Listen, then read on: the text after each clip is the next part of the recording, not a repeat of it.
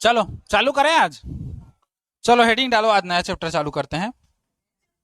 हाँ, कल खत्म अध्याय 9 प्रत्यास्थ।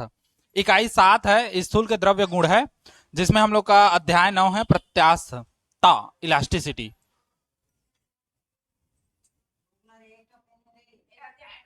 हाँ, प्रत्यास्थता जिसको हम लोग इंग्लिश में कहते हैं इलास्टिसिटी,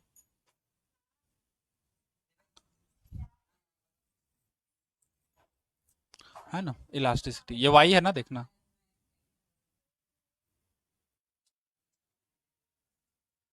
इलास्टिसिटी, इसमें ना परिभाषा वगैरह ज्यादा है जगह जगह, और एक दो ठो व्यंजक टाइप का है, उसके बाद एक चैप्टर खत्म है। ज्यादा एकदम हार्ड है ये, ज्यादा बड़ा नहीं है हम लोग का, बस परिभाषा सूत्र वगैरह ये सब हम लोग का गादा गादा है, एक गादा है। ठीक, चालू करे तो।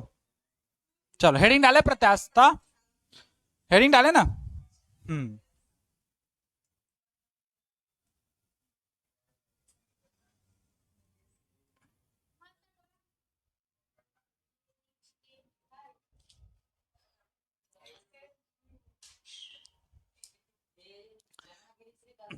चलो अब हेडिंग डालते हैं पहले तो विरूपक बल। हेडिंग डालो विरूपक बल क्या है।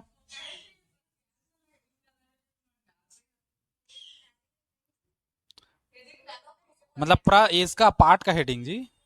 हाँ, उसके बाद हेडिंग डालो ये विरूपक बल क्या है। विरूपक बल इसको हम लोग देखेंगे, है ना।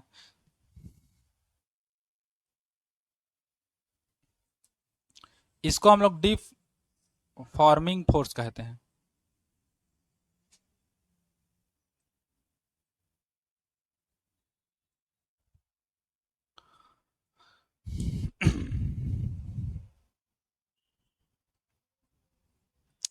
हो गया।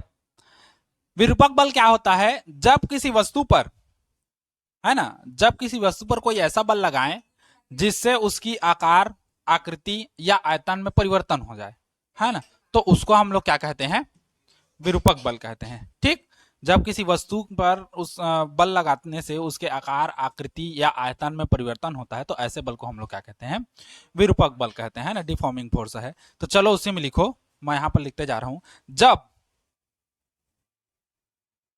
जब किसी वस्तु पर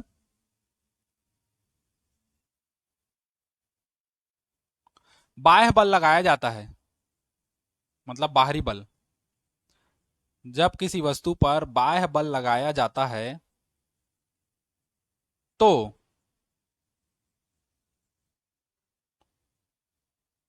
तो उसके आकार, उसके आकार, आकृति व आयतन में परिवर्तन हो जाता है, आयतन में परिवर्तन हो जाता है, तो ऐसे बल को विरूपक बल कहते हैं।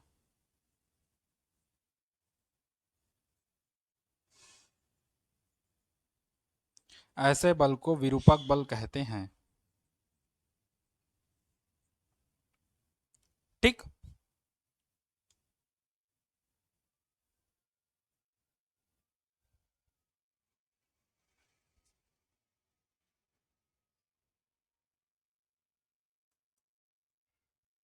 ऐसे बल को हम लोग क्या कहते हैं, विरूपक बल कहते हैं। मतलब ऐसा बल जो किसी वस्तु पर लगे तो उसकी आकार, आकृति, आयतन इन तीनों में परिवर्तन हो, है ना, तो ऐसे बल को क्या कहते हैं, विरूपक बल। डिफॉर्मिंग फोर्स जो विरूपक बल है हम लोग का, ये बताना जरूरी है, क्योंकि प्रत्यास्थता जो का जो पार्ट है, इसमें हम लोग जगह जगह यही लगाएंगे विरूपक बल, है ना, क्योंकि किसी वस्तु पर हम लोग बल लगाएंगे, उसके आकार, आकृति में परिवर्तन करेंगे, फिर ये देखेंगे कि जब बल को हटाते हैं तो वस्तु अपनी प्रारंभिक अवस्था में वापस आती है या नहीं आती है ना, इन सब के बारे में हम लोग चर्चा करेंगे।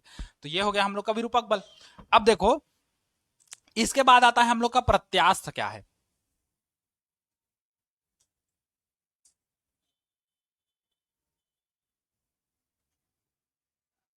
ना।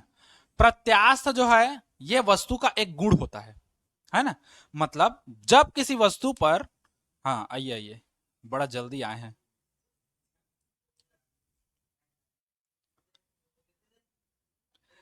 देखो प्रत्यास्थता क्या है, ये वस्तु का एक गुण है ना, वस्तु का एक क्वालिटी है ना, जो हमको ये बताता है कि वस्तु प्रत्यास्थ है या नहीं है, खाली गुण है। तो प्रत्यास्थ होता क्या है, जब किसी वस्तु पर हम लोग बल लगाते हैं, कैसा बल, ये वाला विरूपक बल, मतलब उसके आकार आकृति या आयतन में परिवर्तन करने के लिए एक बल लगाते हैं, तो वस्तु उस बल का विरोध करती है ना, बल का विरोध करती है, मतलब जब उसके आकार आकृति आयतन में परिवर्तन होता है तो उसका विरोध करती है ना। और जब विरूपक बल हटा ले तो वस्तु अपनी प्रारंभिक अवस्था में वापस आ जाती है। तो इसको वस्तु का क्या कहते हैं, प्रत्यास्थ कहते हैं। प्रत्यास्थ वस्तु का क्या है, एक गुण है ना। तो हेडिंग डालो प्रत्यास्थ, फिर उसी में लिखवाते हैं। चलो प्रत्यास्थ या प्रत्यास्थता कर दो, थता कर दो, चलो प्रत्यास्थता। इलास्टिसिटी हो गया।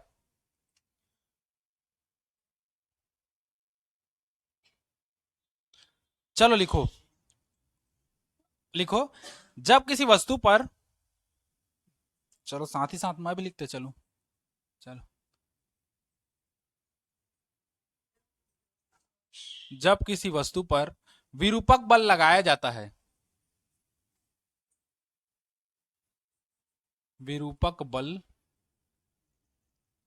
लगाया जाता है, तो उसके आकार आकृति या आयतन में परिवर्तन होता है। तो उसके आकार आकृति या आयतन में परिवर्तन लिख डाले क्या, कहां तक लिखे हो, हाँ आकार आकृति या आयतन में होने वाले परिवर्तन का, ऐसे लिखो, होने वाले परिवर्तन का विरोध करती है, मतलब ये वस्तु विरोध करती है, तथा विरूपक बल हटा लेने पर, जब विरूपक बल को हम लोग हटा लेते हैं, तो विरूपक बल हटा लेने पर वस्तु अपनी प्रारंभिक अवस्था में वापस आ जाती है, वस्तु अपनी प्रारंभिक अवस्था में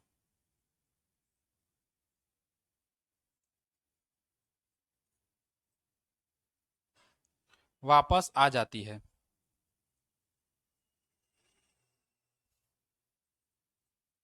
तो वस्तु के इस गुण को प्रत्यास्थता कहते हैं।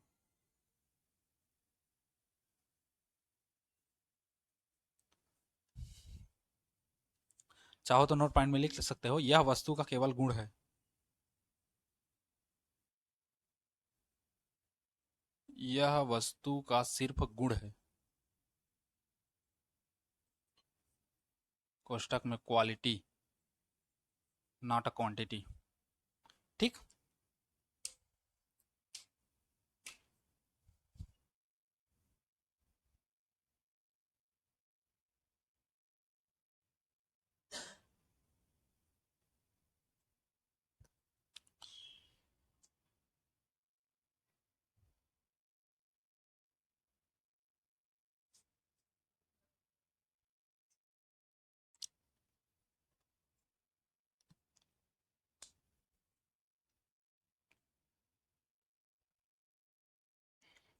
हो गया।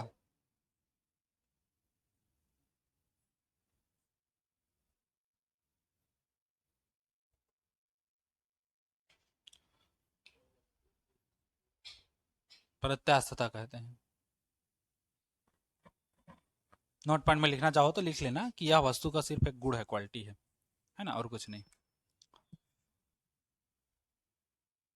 अब देखो क्या है प्रत्यास्थता, जब किसी वस्तु पर विरूपक बल लगाया जाता है, विरूपक बल मतलब कहने का अर्थ है यही है, उसके आकार या आकृति या आयतन में हम लोग क्या कर रहे हैं, सीधी सी बात, परिवर्तन कर रहे हैं।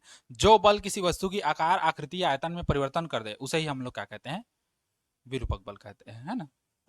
ऐसा भी लिख सकते हो, या अपने अपने शब्दों में लिखा करो जो भी है ना। ऐसा नहीं कि फिजिक्स ऐसा नहीं कहता कि तुम रटा रटाया कुछ लेके जाओ और वहां एक्सप्लेन करो, है ना। तुम लोग अगर समझ जा रहे हो तो अपने हिसाब से उसको अपना सेट करके भी करोगे ना, तो हम लोग का वो भी परिभाषा है ना। लेकिन आना चाहिए, ऐसा नहीं कहाँ घोड़ा लेके आ रहे हो कहीं से हाथी लेके आ रहे हो, तो वो परिभाषा नहीं बनेगा। परिभाषा को समझो, उसके बाद अपने हिसाब से लिखो। माना फलाना भी वही है, जरूरी नहीं कि माना फलाना जो मैं लिखवाता हूँ उसी को तुम लोग रट के जाओ। तुम उस डायग्राम को समझो क्या क्या है उसका फिगर को, उसमें एम कहाँ है आर कहाँ है उस सबको दे दो, हो गया। हम लोग का पूरा यहाँ से वहां तक पूरा, हम ऐसे थोड़ी लिख रहे हैं कि हम पूरा कंप्लीट लिखेंगे। जितना तुमको समझ आया, जितना तुम्हारे में क्षमता है लिखने का माना फलाना, उतना लिखो, रट के मत जाया करो। जो मेन है उसी को रटो, है ना। तो वही है हम लोग का। तो वैसे ही विरूपक बल जैसे मैं अभी लिखवाया, जब किसी वस्तु पर बाह्य बल लगाया जाता है तो उसके आकार आकृति व आयतन में परिवर्तन हो जाता है, तो ऐसे बल को विरूपक बल कहते हैं। तुम लोग चाहो तो इसको अपने शब्द में भी जमा सकते हो। ऐसा बल जो किसी वस्तु के आकार आकृति आयतन में परिवर्तन कर दे, विरूपक बल कहलाता है, सीधा सिंपल। वैसे भी लिख सकते हो, इतना लंबा लिखने की जगह में। तो अपने हिसाब से तुम लोग, वो तो पढ़ते पढ़ते तुम लोग का बनते जाता है, तो अपने हिसाब से भी लिख सकते हो कि ऐसा बल जो किसी वस्तु की आकार आकृति आयतन में परिवर्तन कर दे, विरूपक बल कहलाता है, सीधी सी बात। ठीक। तो यहां पर बोल रहा है प्रत्यास्थता क्या है, इलास्टिसिटी। जब किसी वस्तु पर हम लोग विरूपक बल लगाते हैं तो उसके आकार या आकृति में परिवर्तन तो होगा ही होगा, लेकिन इसी परिवर्तन का वह वस्तु विरोध करती है ना। और वस्तु क्या करती है, अपनी प्रारंभिक अवस्था में आने का प्रयास करती है। और जैसे ही हम लोग विरूपक बल हटा देते हैं तो वस्तु अपनी प्रारंभिक अवस्था में आ जाती है ना। तो वस्तु के इसी गुण को हम लोग क्या कहते हैं, प्रत्यास्थता कहते हैं। मतलब जब वस्तु पर विरूपक बल लगा रहे हैं तो वस्तु की आकृति में होने वाला जो परिवर्तन है उसका विरोध कर रही है, लेकिन पूर्णतः वो नहीं कर पा रही है, प्रयास करती है लेकिन सफल नहीं हो पाती, है ना। लेकिन जैसे ही हम लोग विरूपक बल हटा लेते हैं तो वस्तु अपनी प्रारंभिक अवस्था में वापिस आ जाती है। तो वस्तु के इस गुण को हम लोग क्या कहते हैं, प्रत्यास्थता कहते हैं। ठीक। अब एक यहां पर सवाल आता है कि क्या हर वस्तु में अगर हम लोग विरूपक बल लगाएं तो वस्तु अपनी प्रारंभिक अवस्था में आ जाए, यह संभव है? तो नहीं है, क्योंकि विरूपक बल की भी एक सीमा है। मतलब वस्तु की एक सीमा है, मान के चलो वस्तु की भी एक सीमा है। एक सीमा तक हम लोग अगर विरूपक बल लगाते हैं तो वस्तु अपनी प्रारंभिक अवस्था में वापस आ जाएगी, लेकिन तुम हद से ज्यादा विरूपक बल लगा दोगे तो वस्तु अपनी प्रारंभिक अवस्था में नहीं आ पाएगी। तो उस कंडीशन में अगर हम लोग इस रूप में देखें, प्रत्यास्थता के हिसाब से देखें, तो वस्तुओं को हम लोग 3 वर्गों में बांटते हैं, 3 भागों में। ठीक। देखो, विरूपक बल के कारण वस्तु में जो होने वाला परिवर्तन है, वस्तु में होने वाला परिवर्तन है, इसको 3 भागों में बांटा गया है। 3 भागों में बांट सकते हैं। देखो, पहला आता है हम लोग का प्रत्यास्थ वस्तु। ठीक, प्रत्यास्थ वस्तुएं। दूसरा आता है हम लोग का अप्रत्यास्थ वस्तुएं, अप्रत्यास्थ वस्तुएं, है ना। और तीसरा आता है हम लोग का भंगुर, भंगुर वस्तुएं। अब समझो पहले 3 वस्तुएं क्या क्या हैं। प्रत्यास्थ वस्तुएं मतलब विरूपक बल के आधार पर हम लोग वस्तु को कितने भाग में बांट रहे हैं, 3 भाग में। एक है हम लोग का प्रत्यास्थ वस्तु, एक हम लोग का है अप्रत्यास्थ वस्तु, और एक है हम लोग का भंगुर वस्तु। प्रत्यास्थ वस्तु क्या है, ऐसे वस्तु जिस पर हम लोग विरूपक बल लगाते हैं एक सीमा के अंतर्गत, और जब हटा लेते हैं तो वस्तु अपनी प्रारंभिक अवस्था में वापस आ जाती है। तो ऐसे वस्तुओं को हम लोग क्या कहते हैं, प्रत्यास्थ वस्तु। जैसे रबड़, रबड़ को एक निश्चित सीमा तक खींच दो, छोड़ोगे तो अपनी प्रारंभिक अवस्था में वापस आ जाएगी, है ना। अप्रत्यास्थ वस्तुएं, ऐसे वस्तुएं जिस पर विरूपक बल लगाने से या विरूपक बल लगाया जाता है तो उसके आकार आकृति आयतन में परिवर्तन होता है, लेकिन जब विरूपक बल को हटाते हैं तो वस्तु अपनी प्रारंभिक अवस्था में नहीं आ पाता, नहीं जा पाता, तो उसको हम लोग क्या कहते हैं, अप्रत्यास्थ वस्तु कहते हैं। मतलब जैसे बिगड़ा है वैसे ही रहेगा। जैसे साबुन, साबुन मान लो साबुन यूज करते हो, गीला गीला हो रहा है, उसको ऐसे करके उंगली गड़ा दोगे तो उंगली वैसे ही गड़ा रहेगा, उसको हटाओगे तो मतलब उंगली नहीं गड़ा रहेगा, मतलब उतना दूर का तुम लोग का उंगली का निशान आ जाएगा। ठीक। सीमेंट, है ना, जैसे सीमेंट ढिल्ला साने हो मस्त एकदम तनतनहा, है ना, सलबलवाक पूरा है ना। अब उसमें तुम लोग एक जगह पर कहीं मार रहे हो या कुछ भी कर रहे हो तो चिन्ह वैसी का वैसी रहेगा, प्रारंभिक अवस्था में वापिस नहीं आएगी, है ना। मोम, हाँ, आटे की लोई है, मोम है, ये सब अपनी प्रारंभिक अवस्था में वापस नहीं आते। हाँ, लेकिन जो तुम विरूपक बल लगाया उससे जो परिवर्तन हुआ वो परिवर्तन वैसा का वैसा ही रहेगा, तो उसको हम लोग क्या कहते हैं, अप्रत्यास्थ वस्तुएं। समझे। तीसरा आता है भंगुर वस्तुएं। ऐसी वस्तुएं जिस पर विरूपक बल लगाएं तो उसके आकार, आकृति, आयतन में परिवर्तन न होकर सीधा वस्तु टूट जाए। कांच, सूखी मिट्टी, मिट्टी का ढेला आता है, टीला जिसको कहते हैं, मारोगे तो साय से टूट जाता है।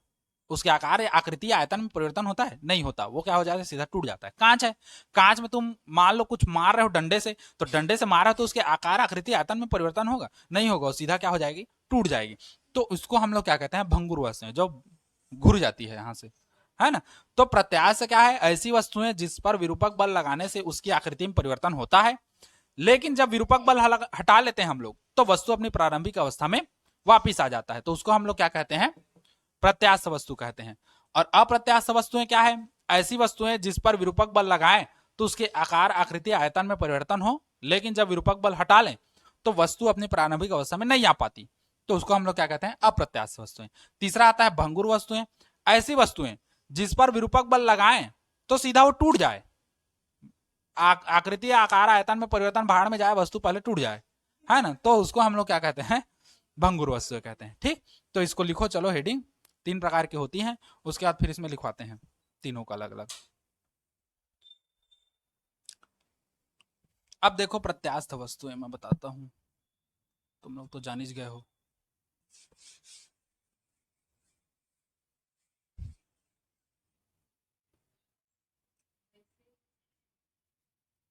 हम्म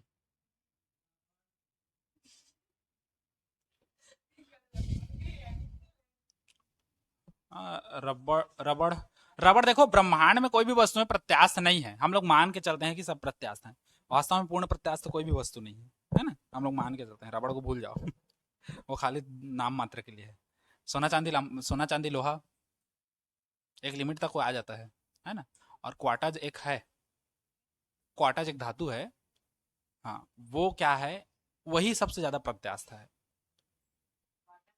क्वार्टाज। हाँ, ठीक। देखो प्रत्यास्थ वस्तुएं क्या है? आ, चलो, ऐसी वस्तुएं जिस पर विरूपक बल लगाने से,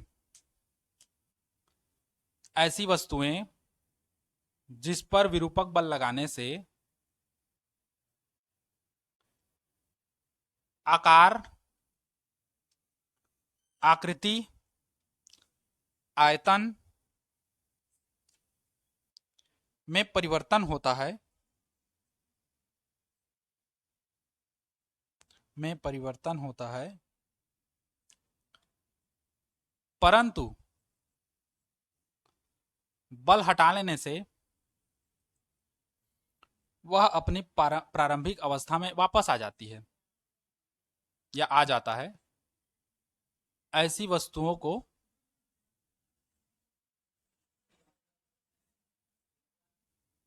ऐसी वस्तुओं को ऐसी वस्तुओं को प्रत्यास्थ वस्तुएं कहते हैं। ऐसी वस्तुओं को प्रत्यास्थ वस्तु कहते हैं। ठीक, और नोट पॉइंट में लिख लेना, ये उदाहरण लिख लेना आदि करके, आदि आदि। नोट पॉइंट में लिखना, प्रकृति में कोई भी वस्तु पूर्णतः प्रत्यास्थ नहीं है।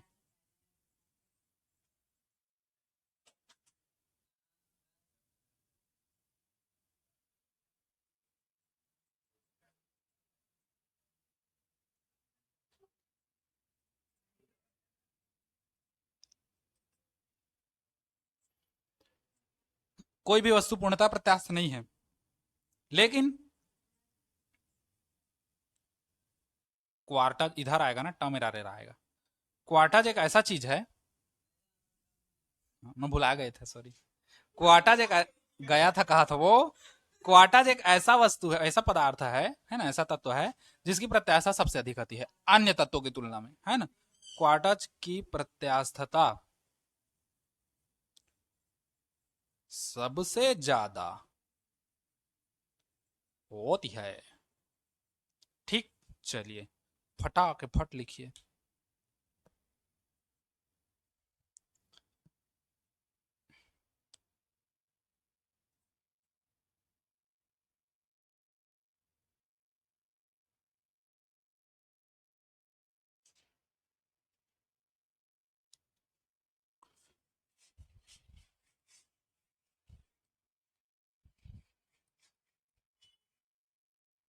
वही कबा ब्रो बीरो बोरो प्लस के दिन आते। हम्म। अब दूसरा देखो,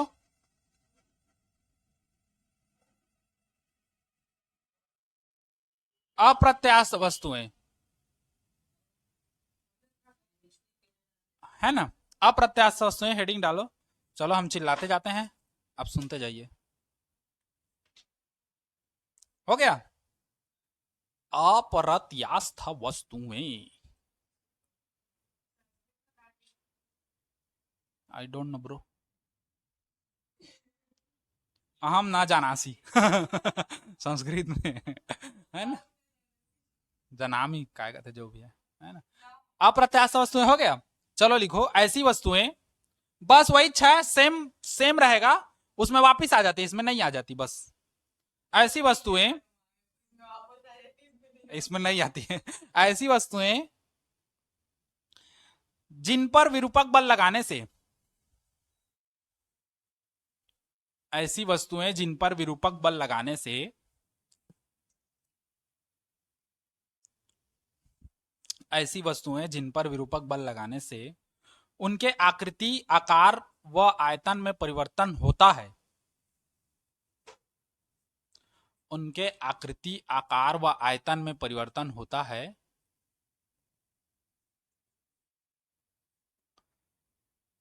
उनके आकृति, आकार व आयतन में परिवर्तन होता है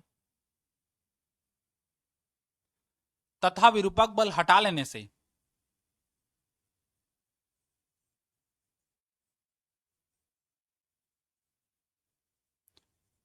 तथा विरूपक बल हटा लेने से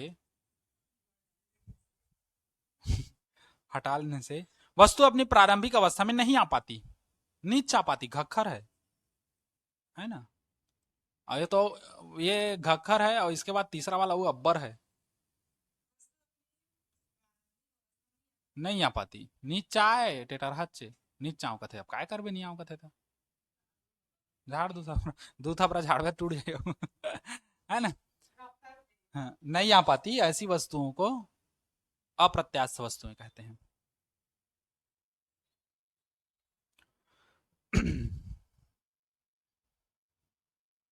संजू भी ए आधा नींद में है बेचारा है, नरसी था।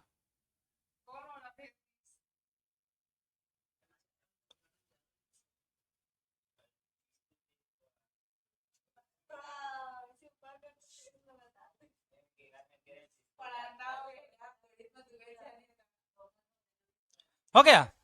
चलो अब हेडिंग डालो भंगुर वस्तुएं। उदाहरण लिख लो इसका, मोम, गीली मिट्टी, साबुन आदि। हाँ चलो, हाँ अब देखो भंगुर वस्तुएं का बता दे रहा हूं। ऐसी वस्तुएं जिस पर विरूपक बल लगाने से वह टूट जाती है, जो इधर भी छरी आ जाती है। ऐसी वस्तुएं जिस पर विरूपक बल लगाने से वह टूट जाती है,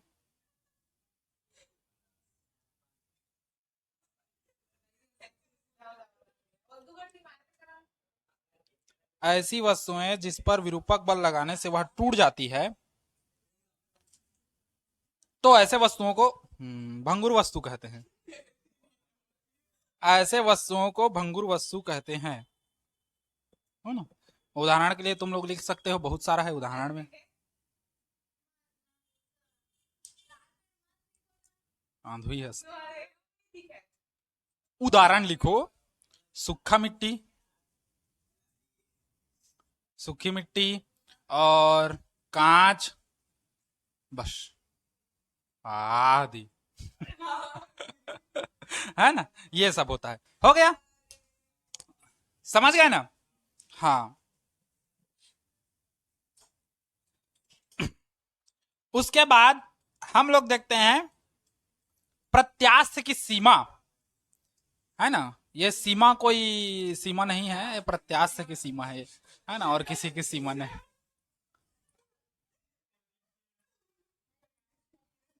प्रकाश के किरण जैसे है वैसी प्रकाश की सीमा है। अब हेडिंग डालो प्रत्यास्थ की सीमा।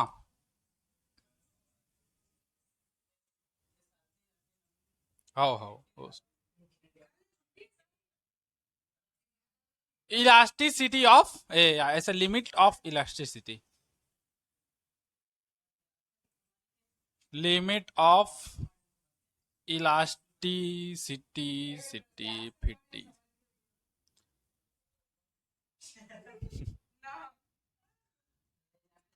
प्रत्यास्थ की सीमा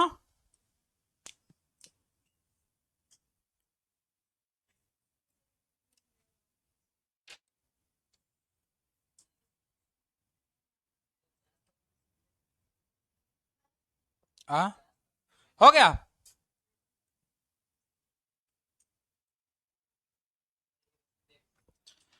लिखो विरूपक बल का वह अधिकतम मान, हो विरूपक बल का वह अधिकतम मान, विरूपक बल का वह अधिकतम मान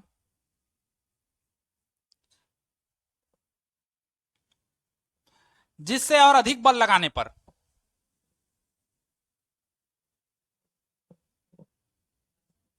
जिससे और अधिक बल लगाने पर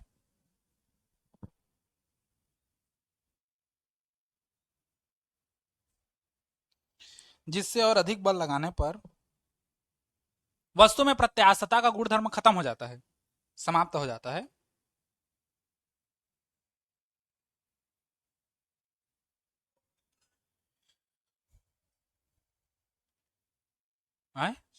वस्तु का गुणधर्म, प्रत्यास्थता का गुणधर्म वस्तु में कैसे लिखे?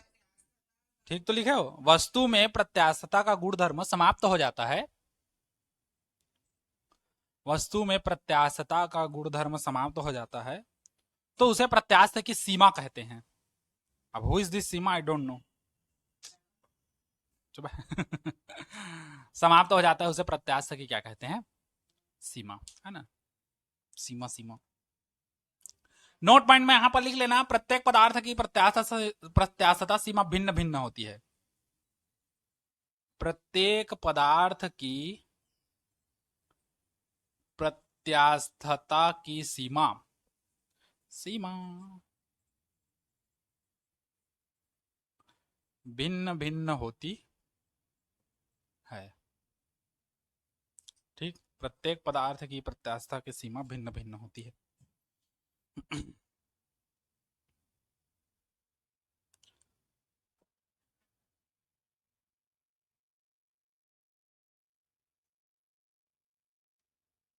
हो गया। उसके बाद अगला लिखो। अब इतना में तुम लोग का प्रत्याशा पूरा चैप्टर खत्म, चैप्टर खत्म कहता हूं, प्रत्याशा का टॉपिक खत्म। उसके बाद हम लोग आएंगे विकृति में, है ना, इस ट्रेन में। अगला हेडिंग डालो विकृति। अब विकृति क्या है, विकृति के बारे में पढ़ेंगे। अनुदैर्ध्य विकृति, अनुप्रस्थ विकृति, दुनिया भर की विकृति।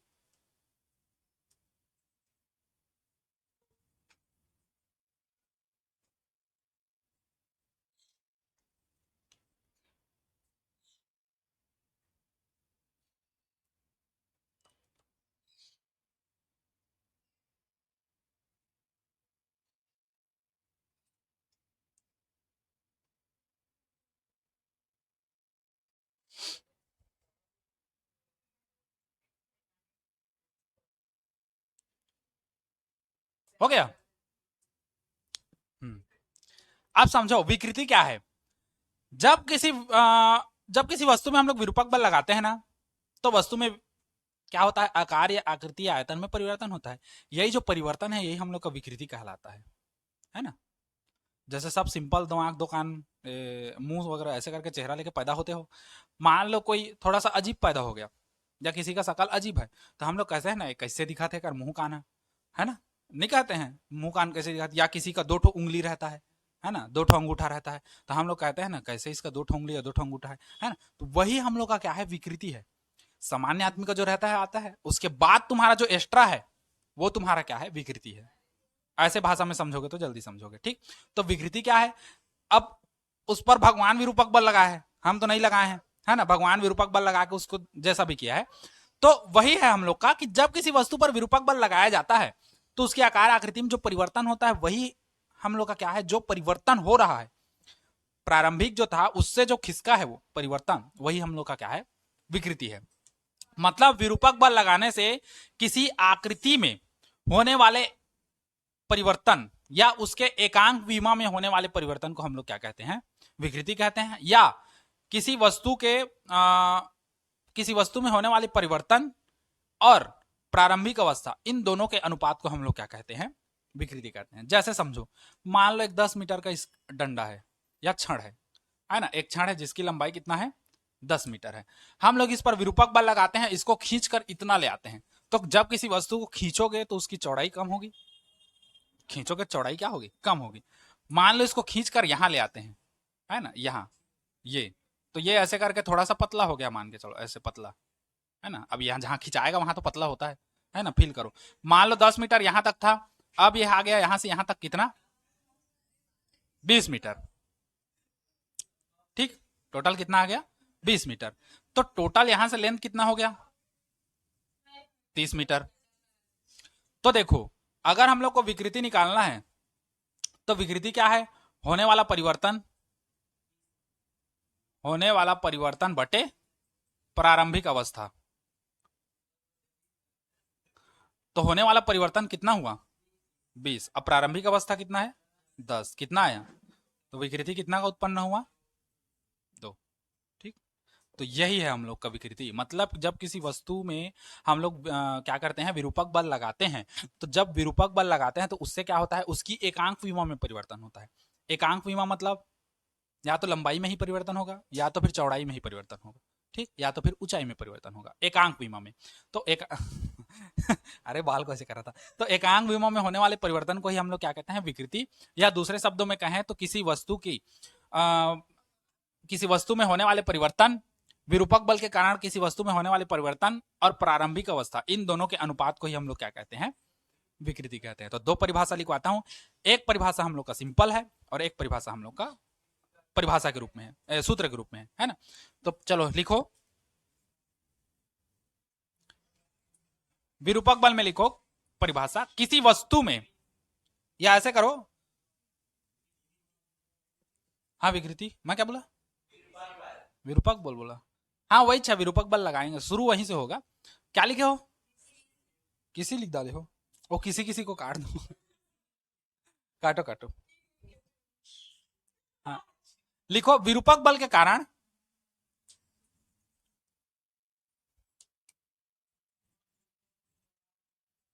विरूपक बल के कारण किसी वस्तु, विरूपक बल के कारण किसी वस्तु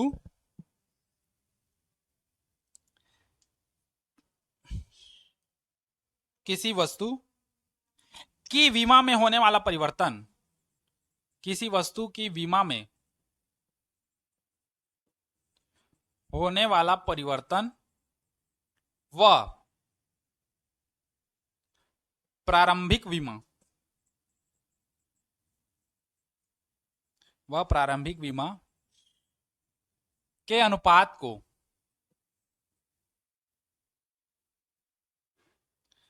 के अनुपात को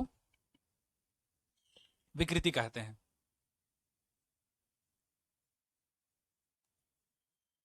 विकृति कहते हैं। सूत्र के रूप में लिखना चाहो तो सूत्र के रूप में लिख सकते हो, विकृति बराबर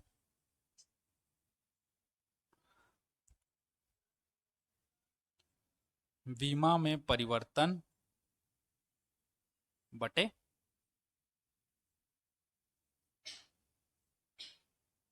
प्रारंभिक विमा। बस बस होत किच खास, प्रारंभिक विमा।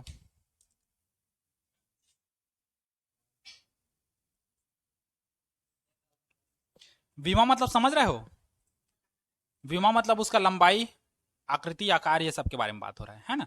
तो अगर चाहो तो इसको बदल के ऐसे भी लिख सकते हो, विमा में परिवर्तन, तो विमा का मतलब लंबाई, या ऐसे लिख सकते हो, आकृति, आकार या आयतन में परिवर्तन आकृति, आकार या आयतन में परिवर्तन बटे प्रारंभिक विमा। तो प्रारंभिक विमा मतलब प्रारंभिक आकृति या आकार या आयतन। यहां पर विमा का मतलब वही है।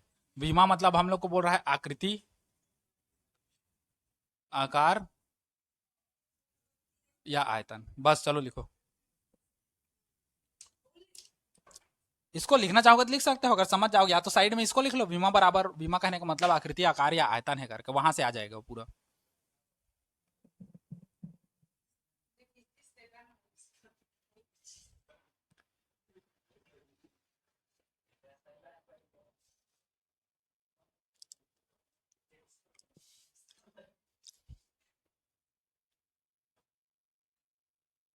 हो गया।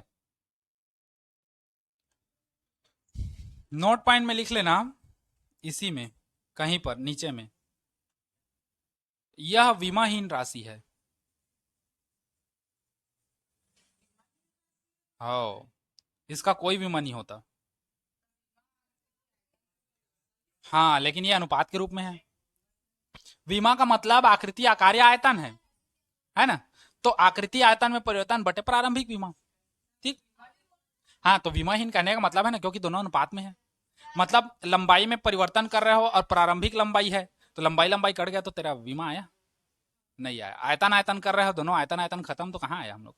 क्योंकि बीमा कैसे रूप में है, बीमा दोनों की समान है, लेकिन दोनों किस रूप में है, भिन्न के रूप में है। दोनों ऊपर नीचे कट गए तो कहां से बीमा आएगा। मान लो इसके मीटर में परिवर्तन हो रहा है, तो प्रारंभिक मीटर जो लोगे, मीटर मीटर खत्म, तो क्या आएगा, खत्म, पूरा खत्म। तो इसलिए ये बीमाहीन राशि है, कोई बीमा नहीं होता, क्योंकि दोनों के बीमा समान है, और समान है, और साथ ही साथ दोनों किस रूप में है, भिन्नात्मक रूप में है। और भिन्नात्मक भिन्नात्मक भिन्नात्मक रूप में है है ना, इसलिए दोनों आपस में कट जाते हैं ऊपर नीचे और भिन्न भिन्न आ जाते हैं। ठीक, इसको नोट करो। ठीक, उसके बाद लिखो, हेडिंग डाल के छोड़वा देता हूं, है ना, उसके बाद कल देखेंगे। या विकृति वाला को एक अलग वीडियो बना दूंगा, इसको काट के एक तो अलग बना दूंगा, है ना। चल,